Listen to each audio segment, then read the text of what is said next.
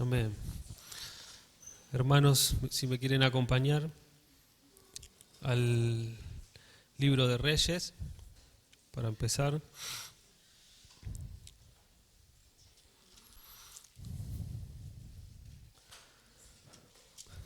Capítulo 11.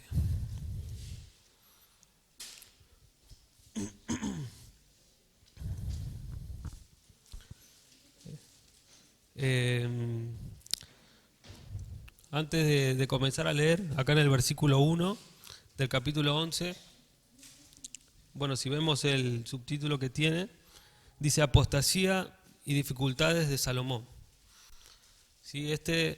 Esta porción de la palabra, seguramente conocida para muchos de ustedes, es un relato del final de la vida de Salomón, ¿no? Es curiosa la vida de Salomón.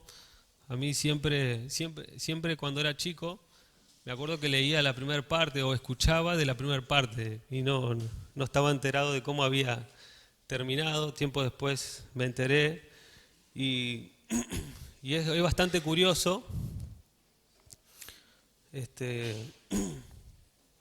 a pesar del comienzo que tuvo, ¿no? Cómo puso toda su confianza en el Señor cuando empezó. Se sentía incapaz para la tarea que el Señor le había encomendado, ¿no? Cosa que al Señor le agradó.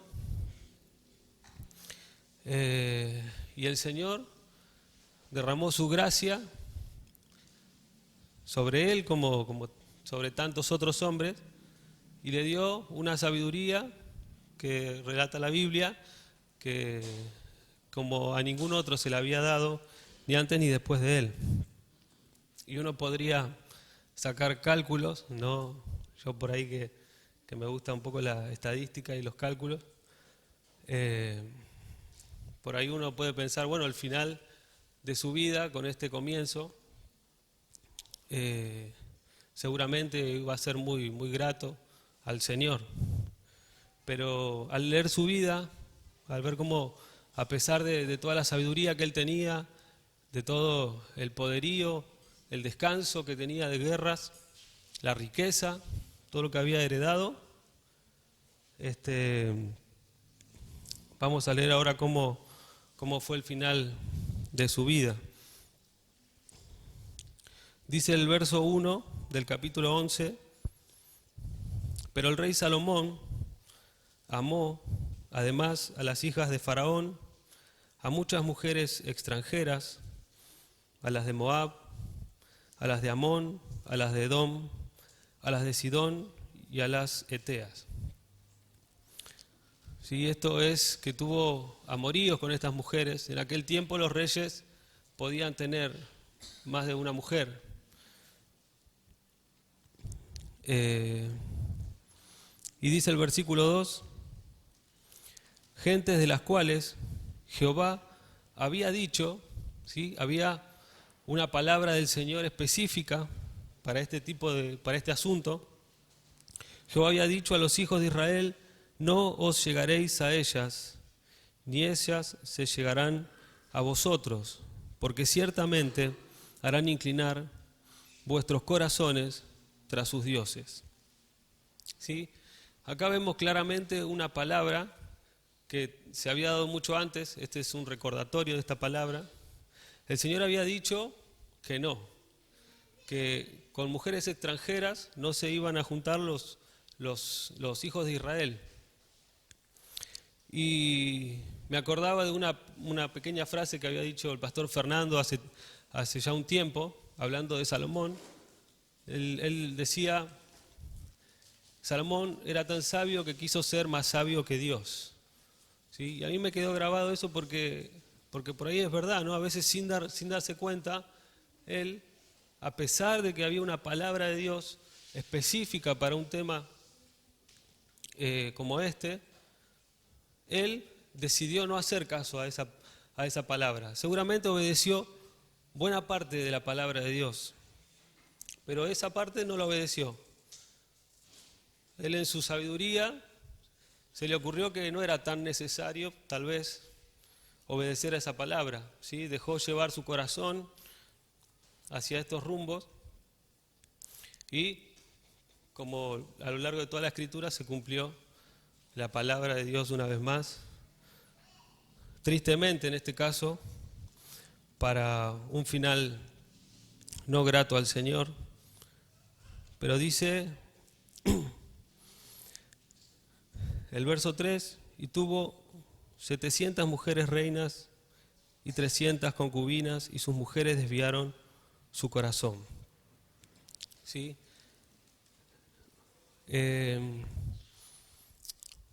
Yo sé que por ahí el problema no es la sabiduría que él tenía. Él podía tal vez tener cierta debilidad por este tipo de asuntos, cierta herencia de pecado, ¿sí? Cierta inclinación en su corazón, pero el obedecer la palabra del Señor en este sentido lo iba a preservar. Amén. ¿Creemos esto? La palabra del Señor, podemos tener cosas en el corazón del Señor y tenemos que ponerlas en la presencia del Señor siempre, y el Señor va trabajando y poco a poco nos va transformando. Cada vez que estamos en su presencia, ¿no? Él nos va renovando. Y el obedecer la palabra del Señor, para Él hubiese sido, como lo es para nosotros, vida, ¿no? Podía preservarlo de este pecado que terminó llevándolo a un final muy triste, ¿no? En la Biblia siempre nos muestra, o no siempre, pero de muchos personajes nos muestra el principio y el final. Y qué importante es meditar sobre los finales también, ¿no? A veces podemos empezar con mucho entusiasmo, mucha fuerza, muchas ganas, pero tenemos que aprender a perseverar y a creer en la palabra. Amén. Ella nos va a preservar, nos va a guardar de pecar, de ofender a nuestro Dios. La palabra del Señor para Salomón parecía no ser suficiente, ¿no? Porque él decidió otras cosas. Entonces, el error, el pecado de Salomón fue no creer a toda la palabra del Señor, ¿sí? Porque el haber creído lo hubiese guardado de este grande mal. Luego, esta parte es un poco triste, pero luego vemos que el Señor, a pesar de esto, continúa hablando a él y le dice que va a sentenciar un juicio sobre su casa, sobre su dinastía. Y podemos leer el verso 11.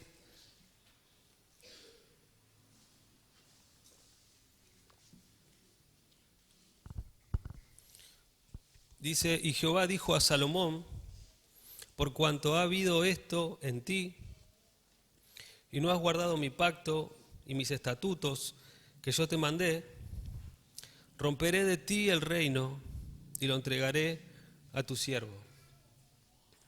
¿Sí? Le dice que por esta persistencia en el pecado, ¿sí? No fue una cosa de una vez, de un año, ni de 5 años, fueron varios años. Y el Señor tiene que bajar esta disciplina sobre su vida. Y uno puede decir, el Señor había prometido a David que toda su dinastía, todos sus descendientes iban a estar en el reino. Y ahora le dice a Salomón que va a romper su reino, ¿no? Y cabe una pregunta acá, ¿cómo el Señor puede hacer esto conjuntamente, ¿no? Ser fiel a David y continuar trabajando en la vida de Salomón, llevando esta disciplina a cabo y a la vez entregarle el reino a otro, o sea, comenzar a trabajar en la vida de otro hombre, bendiciéndolo, dándole unción y gracia para que lleve adelante también a su pueblo, ¿no? Todas estas cosas las está haciendo el Señor a la vez, conjuntamente, y en el versículo 12 nos dice claramente cómo lo va a hacer el Señor. Sin embargo, después de la sentencia que el Señor, la disciplina que le declara, dice: sin embargo, no lo haré en tus días, por amor a David, tu padre. Lo romperé de la mano de tu hijo, pero no romperé todo el reino. Amén. En pocas palabras, el Señor, en su gran sabiduría, hace todo esto a la vez, se ocupa de cada parte, de cada uno de sus hijos, en este caso involucrados. Está el rey David, que aunque ya había muerto, el Señor le había prometido algo y el Señor continuaba siendo fiel a esa promesa. Está la vida de Salomón, ¿sí?, que está recibiendo una disciplina del Señor, y el Señor, en medio de la disciplina de Salomón, continúa siendo fiel a David. Y en medio de todo esto, bendice a otro hombre, que ya vamos a hablar de Jeroboam, que fue el primer rey de Israel. Y todo eso lo hace con amor, lo hace con justicia y con sabiduría. Amén. Ese es nuestro Señor, que se ocupa en una misma situación de todas las partes, con amor, con gracia, con justicia y con sabiduría. Escuchaba al pastor Beto en el retiro de jóvenes, que decía: Dios es amorosamente justo, ¿no? Y es verdad, porque el Señor no es que actúa en un momento con su amor y hace la vista gorda al pecado, o al revés. Actúa con su ira o con su justicia contra el pecado y deja de amar. Sino que el Señor, todos sus atributos confluyen en cualquiera de sus actos, ¿sí? Y esto lo podemos ver en su palabra, y seguramente lo han experimentado ustedes como yo en nuestra vida. Cómo el Señor se va ocupando de cada uno de sus hijos, tiene cuidado de cada parte y sigue la obra del Señor adelante. Amén.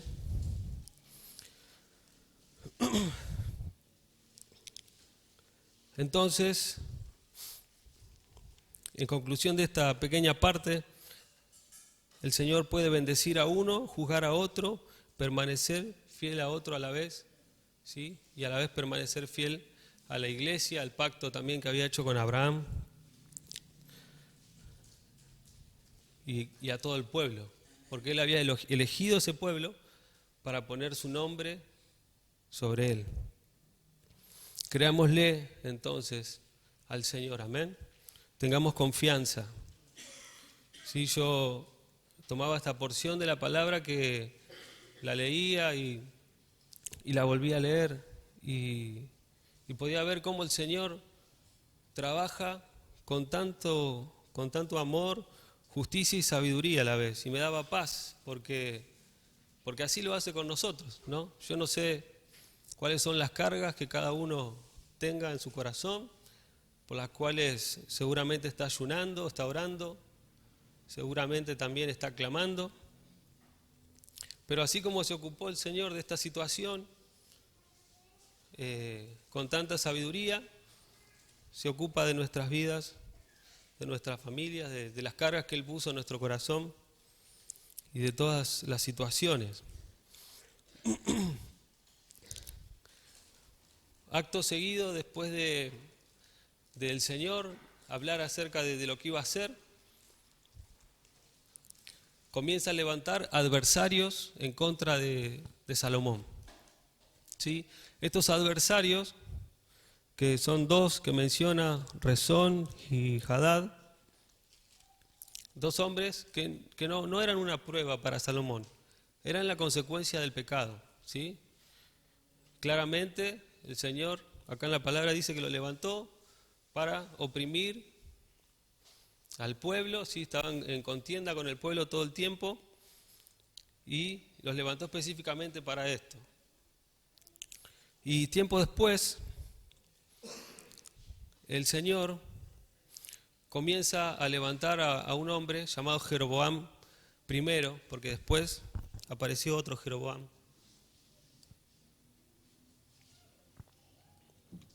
Nunca se me seca tanto la boca.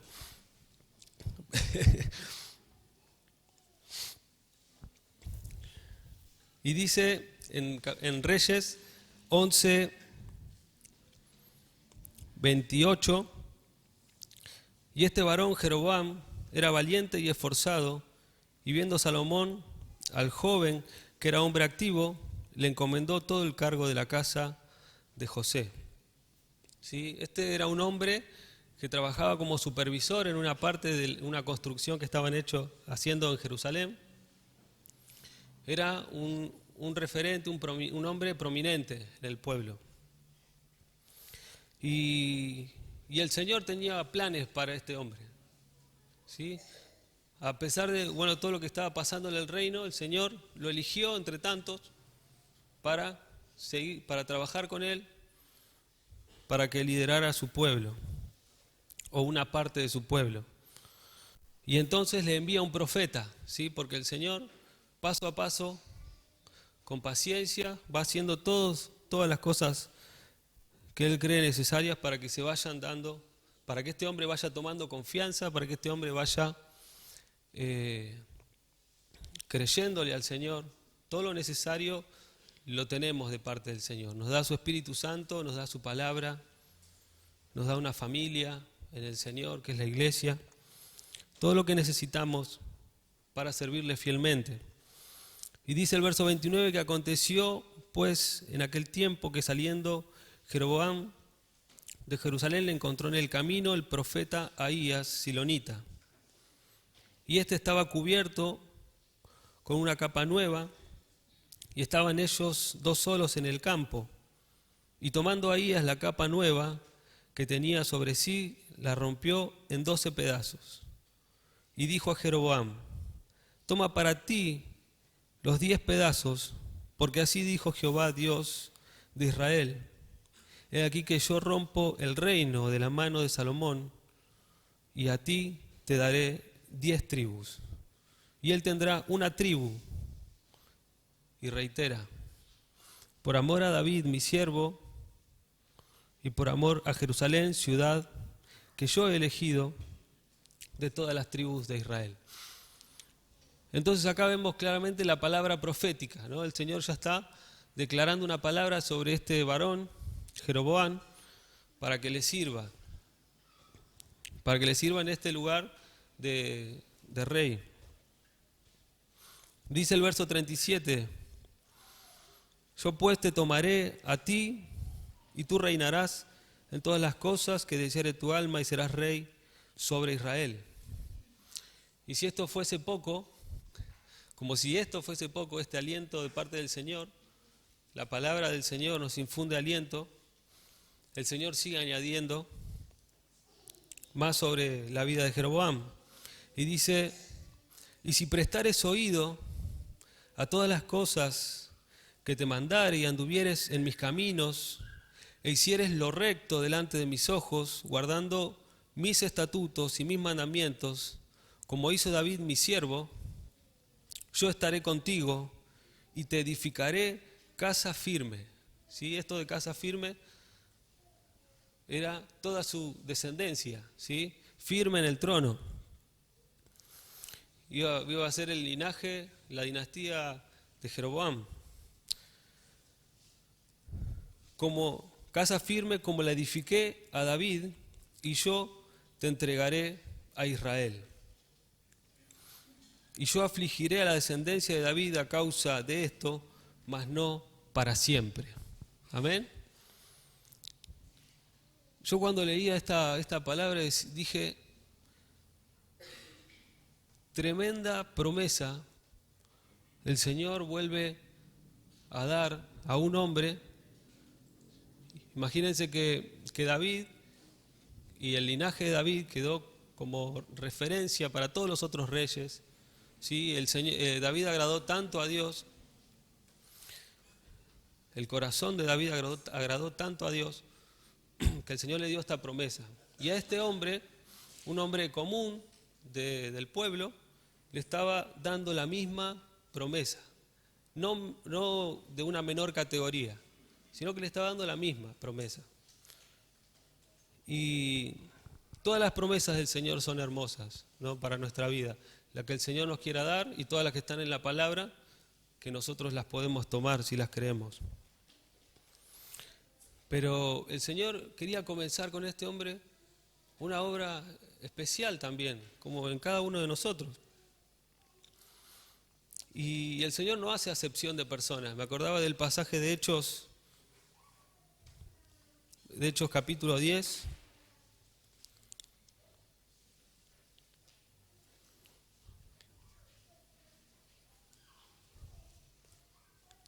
Versículo 34 dice: Dios no hace acepción de personas. La segunda parte. Verso 35, sino que en toda nación se agrada del que le teme y hace justicia. Amén. El Señor no hace acepción de personas. Entonces, Él no tenía problema, Él es generoso, Él es bueno, Él derrama su gracia, pero cuando encuentra hombres y mujeres que responden a esa gracia y a ese amor del Señor, como el Señor quiere, ¿no?, como empezó acá el versículo 38, si prestares oído a todas las cosas que te mandare y anduvieres en mis caminos, entonces el Señor continúa proveyendo, continúa guiando y usándolo como Él quiere, ¿no? Y vemos entonces un hombre que también comenzó con el favor del Señor, con todo el favor del Señor, las promesas, y él tenía el desafío de tomarse de esa promesa, sostenerse de esa promesa, creer esa promesa para seguir avanzando. Luego vemos en el capítulo 12, y ya vamos concluyendo, que él estaba refugiándose en Egipto, lo mandan a llamar después de la muerte de Salomón, y junto con buena parte del pueblo de Israel van y se acercan a Roboam, que era el hijo de Salomón. En aquel tiempo, luego sucede lo de los consejos, y Roboam que no escucha al pueblo.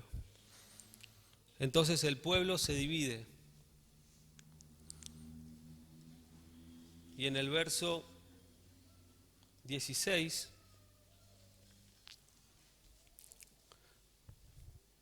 dice: cuando todo el pueblo vio que el rey no les había oído, le respondió con palabras diciendo: ¿qué parte tenemos nosotros con David? ¿Sí? Haciendo referencia a que representaba a David, Roboam representaba a David, ¿no?, porque era de su dinastía. ¿Qué parte tenemos nosotros con esta dinastía? Entonces se separan y en el verso 20 le hicieron rey sobre todo Israel a Jeroboam. ¿Sí? Hasta aquí vemos y estamos hablando de un hombre que no era un usurpador. ¿Sí? Podemos recordar en otra etapa del reino que hubo hombres que usurparon el trono, mujeres que usurparon el trono. Y este hombre no era un usurpador como cualquiera de los otros que han sido usurpadores. Me acuerdo de Absalón, que estuvo trabajando para llegar al trono.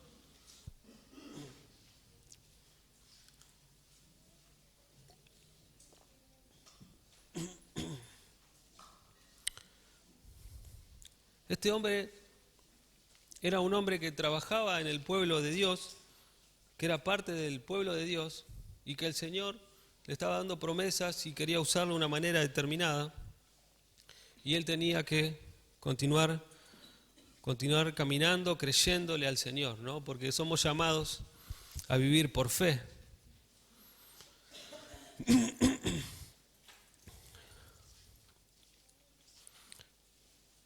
Y quería que leamos los últimos versículos en el capítulo 12, que a partir del verso 25, Jeroboam comienza sus primeros hechos, ¿sí?, como rey de Israel, de 10 tribus de Israel. Dice el verso 25, entonces reedificó Jeroboam a Siquem en el monte de Efraín y habitó en ella, y saliendo de allí reedificó a Penuel. Verso 26 dice, y dijo Jeroboam en su corazón, ahora se volverá el reino a la casa de David. Acá en el verso 26 comenzamos a ver que a pesar de que Jeroboam tenía promesas y tenía palabra profética sobre su vida, comenzamos a ver un acto de desconfianza, ¿no? De no creer a lo que el Señor le había dicho que quería hacer con su vida. Dice el verso 27, si este pueblo subiere a ofrecer sacrificios en la casa de Jehová, en Jerusalén, porque el corazón de este pueblo, si este pueblo subiera a ofrecer sacrificios en la casa de Jerusalén, de Jehová, en Jerusalén, porque el corazón de este pueblo se volverá a su señor Roboam, rey de Judá, y me matarán a mí, y se volverán a Roboam, rey de Judá. ¿Sí? En este versículo vemos que como el reino se había dividido, el lugar, el templo donde estaba el templo donde adoraban todos, quedó en el reino del sur, en el reino más pequeño, donde estaban las dos tribus. Entonces toda la gente que se había dividido, en algún momento tenía que volver al templo a adorar, porque ellos eran el pueblo de Dios y tenían por costumbre ir a adorar al Señor, llevar sus ofrendas, ¿sí? Y resulta que el templo no estaba ahora en el nuevo reino, estaba en el primer reino.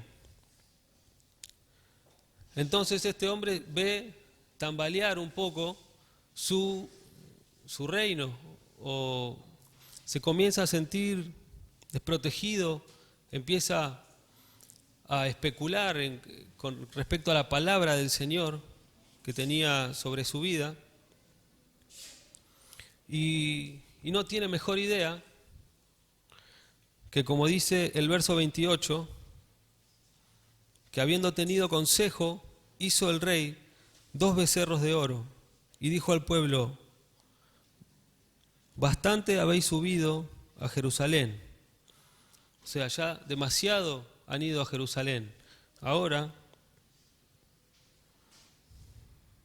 he aquí tus dioses, oh Israel, los cuales te hicieron subir de la tierra de Egipto. ¿Sí? Y ahí es cuando hace 2 becerros y les dice que esos eran los dioses que lo habían sacado, que lo habían rescatado, y hace pecar al pueblo con una gran y tremenda idolatría. Y yo pensaba, este hombre, Jeroboam, no pudo tener fe para creer lo que el Señor tenía para su vida. Le faltó esa fe para confiar en que si el Señor lo había puesto ahí, si el Señor le había dado esa parte del reino para que gobierne, o le había dado algo para hacer, lo que sea, que el Señor lo iba a sostener ahí. Podía llegar a tener un montón de problemas, como en este caso una tempestad, más que nada porque realmente corría riesgo su vida, realmente se le podía ir todo el reino, realmente lo podían apedrear ahí los hermanos, los de Israel, pero el Señor le había dado de dónde sostenerse, ¿no? Le había dado una palabra profética y le había dado promesas, y yo pensaba, la situación era muy difícil, pero para nosotros, los hijos de Dios, nos tiene que bastar la palabra del Señor, amén. Nos tiene que ser suficiente. Y yo nunca estuve en una situación como la de este hombre. Por ahí no puedo hablar con la autoridad de haber vivido cosas tremendas y haber salido aprobado. pero en las pequeñas cosas empezamos a ser probados por el Señor para ver si la palabra del Señor es realmente suficiente para nuestra vida o necesitamos algo más. O necesitamos alguna estrategia, o tal vez necesitamos de algún artilugio que se nos pueda llegar a ocurrir en nuestra mente. Pero el Señor le dio de dónde sostenerse. Él tenía todo. Si podemos decir, cualquiera que lo mirara desde abajo, Él tenía todo. Tenía una palabra profética, promesas del Señor. Se cumplió la palabra profética. Tenía la aceptación del pueblo. Tenía reputación. Era sumamente capaz, valiente, inteligente y esforzado. ¿Sí? Tenía todas las cualidades, pero le faltó lo más importante. Le faltó la fe en la palabra de Dios. Amén. Él podía tener todo lo anterior y no creer realmente al Señor, y no creer realmente que el Señor lo quería usar y lo iba a sostener. Y este pecado, que parece tan sutil a veces, no creer con todo el corazón, aferrarnos tal vez un día de una palabra, otro día de otra, llevó al pueblo en general a la idolatría. Y un comentario curioso de este hombre es que comenzó acá el pueblo de Israel, y el Señor no destruyó el pueblo enseguida, sino que dejó que sigan, y fueron pasando reyes uno tras otro, alimentando la idolatría.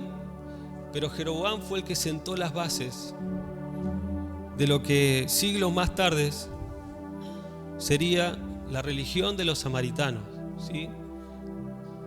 Esa religión paralela al pueblo, casi paralela podemos decir, casi paralela porque era muy parecida, pero era una religión mezclada con costumbres de las otras naciones, ¿sí? Y esa brecha cada vez se va haciendo más grande hasta que llega al quiebre, ¿no? Entonces los grandes acontecimientos que después vemos que afectan a tantos empezaron en lo poco, ¿no? En lo pequeño.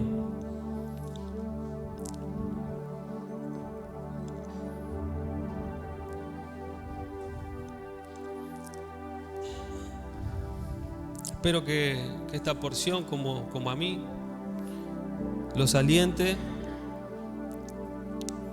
en primer lugar, a poder ver una vez más cómo actúa el Señor.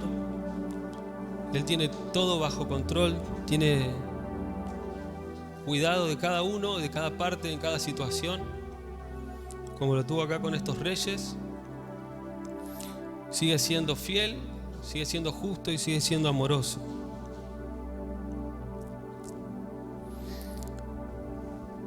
Y eso es para que tengamos confianza, la que no puede faltar, aunque nos falten todas las cualidades, todo lo que pensemos que tenemos que tener.